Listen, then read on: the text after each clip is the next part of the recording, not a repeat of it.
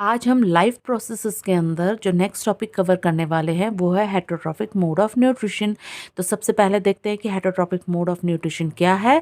Is a mode of nutrition in which organism depend upon other organism for food to survive. यानी इसके अंदर हम उन organism को इंक्लूड करते हैं जो अपना खाना खुद नहीं बना सकते हैं। तो जो अपना खाना खुद नहीं बना पाएंगे तो उन्हें दूसरों पर डिपेंड रहना पड़ेगा। यानी ये वो ऑर्गेनिज्म है जो हेटरोट्रॉफिक ऑर्गेनिज्म पर डिपेंड रहते हैं डायरेक्टली या इनडायरेक्टली। जैसे डियर डिपेंड रहता है ग्रास पर और लायन डिपेंड रहता है डियर पर, जो कि एक हर्बीवोरस एनिमल है।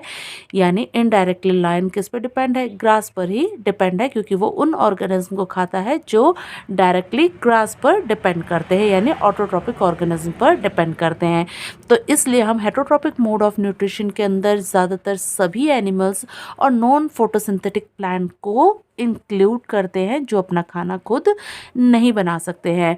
तो इसके अंदर भी दो टाइप के ऑर्गेनिज्म इंक्लूड होते हैं। कुछ ऑर्गेनिज्म ऐसे होते हैं जो सॉलिड फूड को इनटेक नहीं कर पाते हैं, यानी वो डायरेक्ट होल जो मटेरियल होता है उसे नहीं खाते हैं, बल्कि उनको बॉडी के बाहर ही उनका एंजाइम के एक्टिविटी के थ्रू उनका ब्रेक डाउन करते हैं और उनसे रिलीज़ होने वाले न्यूट्रिशन का इनटेक करते हैं, जिसके अंदर जो एग्जांपल इंक्लूड है वो है फंजाई। जबकि जो दूसरे तरीके के ऑर्गेनिज्म वो होते हैं जो कि होल मटेरियल को इनटेक करते हैं, यानी पूरे मटेरियल को, एक बड़े से सॉलिड पीस को खा लेते हैं और उसका जो ब्रेक डाउन होता है, उस सॉलिड फूड का जो ब्रेक डाउन होता है वो बॉडी के अंदर होता है, जिसमें हम इंक्लूड करते हैं एग्जाम्पल लायन। तो अब हम टाइप ऑफ हेटरोट्रॉपिक न्यूट्रिशन देखेंगे। जो टाइप ऑफ हेटरोट्रॉपिक न्यूट्रिशन है इसके अंदर 3 टाइप को इंक्लूड किया गया है, जिसमें जो सबसे पहला लिया गया है वो होलोजोइक न्यूट्रिशन। तो सबसे पहले हम इनका मीनिंग देखते हैं कि होलोजोइक न्यूट्रिशन का क्या मतलब है। होलो मीन्स होल, जोइक मीन्स एनिमल। और जो सेकंड टाइप इंक्लूड किया गया है वो है सेप्रोफाइट या saprotrophic nutrition. सेप्रो means rotten, fight means plant और ट्रॉफिक मीन्स नॉरिशमेंट। यानी जो रोटन प्लांट से नॉरिशमेंट को गेन करते हैं उसे सेप्रोफाइटिक मोड ऑफ न्यूट्रिशन कहते हैं।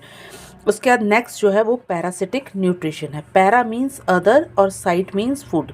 यानी पैरासाइट यानी वो ऑर्गेनिज्म जो दूसरे ऑर्गेनिज्म से अपना खाना गेन करते हैं, यानी अपना खाना लेते हैं, उन्हें पैरासिटिक मोड ऑफ न्यूट्रिशन कहते हैं। तो अब हम इन्हें एक ही करके डिटेल में पढ़ेंगे।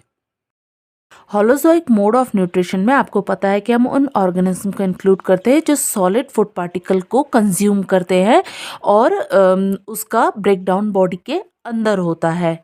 जो भी ऑर्गेनिज्म उसे कंज्यूम करता है उसकी बॉडी के अंदर उसका ब्रेक डाउन होता है। और जो स्टेप्स इस होलोजोइक मोड ऑफ न्यूट्रिशन में इन्वॉल्व होते हैं फूड के ब्रेक डाउन के लिए, वो है इंजेशन, डाइजेशन, एब्सॉर्प्शन, एसिमिलेशन और एजेशन। इंजेशन जैसे कि आपको पता है कि जो वो इंजेशन जो प्रोसेस है उसके ज़रिए हम फूड पार्टिकल को कंज्यूम करते हैं विया माउथ, यानी मुंह के ज़रिए हम जब खाने को खाते हैं तो उसे हम इंजेशन कहते हैं।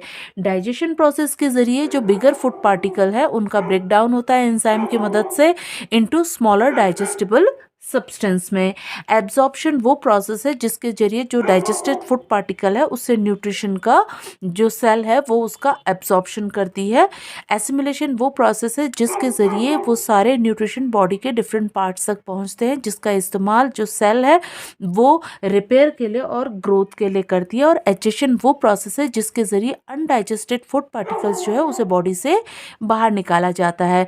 तो ये सारे प्रोसेस जो होलोजोइक मोड ऑफ न्यूट्रिशन में इन्वॉल्व है, इन सारे प्रोसेस को हम एमीबा में पढ़ेंगे जो कि होलोजोइक मोड ऑफ न्यूट्रिशन को फॉलो करता है। एमीबा एक यूनिसेलुलर ऑर्गेनिज्म है जो इरेगुलर शेप का है। ये इसका न्यूक्लियस है और ये इसका सेल मेम्ब्रेन है।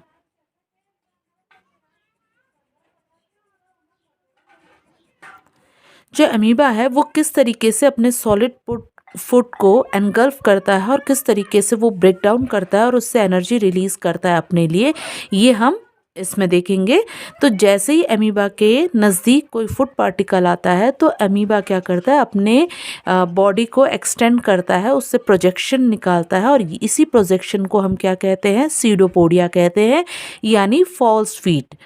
तो ये जो फूड पार्टिकल है अमीबा जो अपने इस पार्ट को इसने एक्सटेंड किया है, अपने बॉडी के पार्ट को जो एक्सटेंड किया है, इस एक्सटेंडेड पार्ट को ये इस फूड पार्टिकल के चारों तरफ लेके जाता है और इसे कवर कर देता है। इसी प्रोसेस को एनगल्फ ऑफ फूड पार्टिकल कहते हैं। जब इस तरीके की सिचुएशन बनती है इसे एनगल्फ ऑफ फूड पार्टिकल कहा जाता है। और ये जो फूड पार्टिकल है, जैसे ही ये एनगल्फिंग होती है, तो एनगल्फिंग कैसे होती है, ये जो फॉल्स फीट है ये इस तरीके से, ये जो दोनों फॉल्स फीट है आगे को एक्सटेंड होते हैं और इनके एंड आपस में इस तरीके से अटैच हो जाते हैं। जैसे ही अटैच होते हैं तो यहाँ पर एक फूड वैक्यूल का फॉर्मेशन हो जाता है, इसको हम फूड वैक्यूल कहते हैं। ये जो फूड वैक्यूल होता है ये इस फूड पार्टिकल को अपने अंदर कवर कर लेता है। उसके बाद अब क्या है, नेक्स्ट प्रोसेस क्या है कि इस फूड पार्टिकल का डाइजेशन होना है। अब ये डाइजेशन कैसे होगा, ये डाइजेशन होगा डाइजेस्टिव एंजाइम्स की हेल्प से। और ये डाइजेस्टिव एंजाइम्स कहाँ से आएंगे, जो अमीबा है उसके साइटोप्लाज्म में डाइजेस्टिव एंजाइम्स प्रेजेंट रहते हैं। तो जैसे ही फूड पार्टिकल इस वैक्यूल के अंदर एंटर करता है तो डाइजेस्टिव एंजाइम जो है वो डिफ्यूजन प्रोसेस के जरिए इस वैक्यूल के अंदर एंटर करते हैं। Digestive enzyme enter food vacuole through diffusion and help in break down of food into smaller and easily digestive substance. और ये डाइजेस्टिव एंजाइम इस फूड पार्टिकल को क्या करता है, इसका ब्रेक डाउन करता है और इसे स्मॉलर इजीली डाइजेस्टिबल सब्सटेंस में इसको तोड़ देता है। इस तरीके से इसको तोड़ देता है। अब जब ये ब्रेक डाउन होता है तो इससे क्या होता है, ये डाइजेस्टिव फूड, अब ये डाइजेस्ट हो गए फूड, जब डाइजेस्ट होंगे तो इसमें से न्यूट्रिशन रिलीज होगा।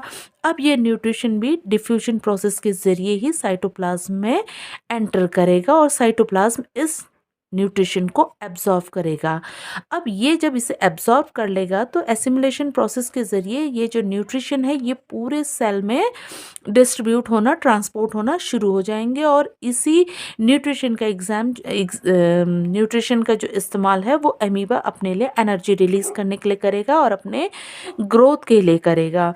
अब जब मान लीजिए ये सारा इसने डाइजेस्टिव फूड जो है इससे न्यूट्रिशन इसने एब्जॉर्व कर लिया, तो जो अनडाइजेस्टेड फूड पार्टिकल है वो क्या हो जाएगा, अब इस वैक्यूल में क्या बच जाएगा, जो अनडाइजेस्टेड फूड पार्टिकल है वो ही बच जाएंगे। अब इस अनडाइजेस्टेड फूड पार्टिकल को उसने क्या करना है, अपने बॉडी से बाहर निकालना है, क्योंकि ये अब इस अमीबा के किसी काम का नहीं है।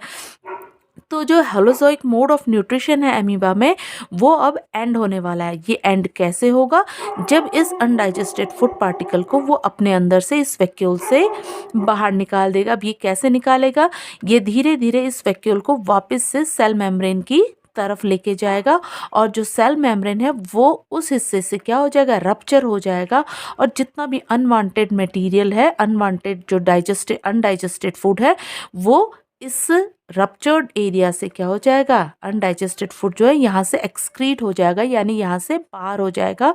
और जैसे ही ये बाहर होगा अनडाइजेस्टेड फूड मटेरियल, तो ये अमीबा फिर से अपना जो ओरिजिनल इरेगुलर शेप है वो गेन कर लेगा। तो इस तरीके से जो होलोजोइक मोड ऑफ न्यूट्रिशन है वो अमीबा में होता है। होलोजोइक मोड ऑफ न्यूट्रिशन पढ़ने के बाद अब हम देखेंगे टाइप ऑफ होलोजोइक ऑर्गेनिज्म। तो जो टाइप ऑफ होलोजोइक ऑर्गेनिज्म होते हैं वो 3 टाइप के होते हैं, हार्बीवोर्स, कार्निवोर्स और ओमनिवोर्स। तो सबसे पहले हम इनके मीनिंग जानते हैं कि हार्बीवोर्स का क्या मीनिंग है। तो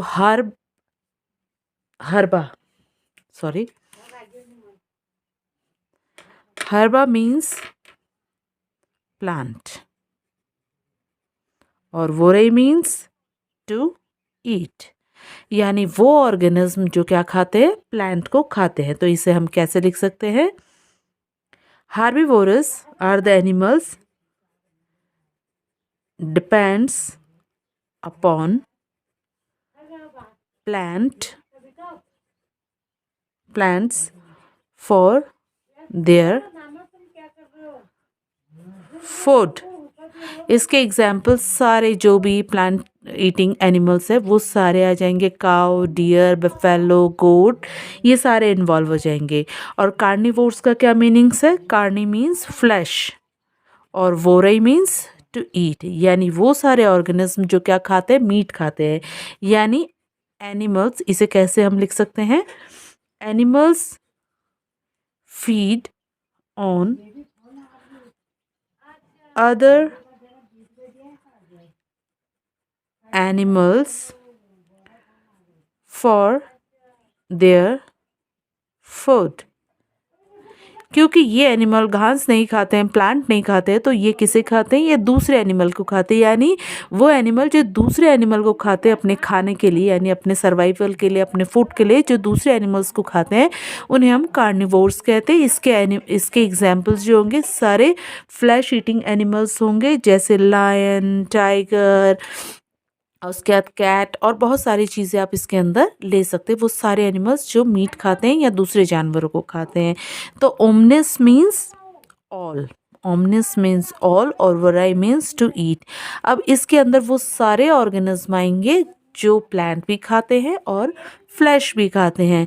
तो इसको हम कैसे लिखेंगे? Can survive on either flesh or plant for their food। और इसके एग्जाम्पल क्या होंगे? Cockroach, cat, dog.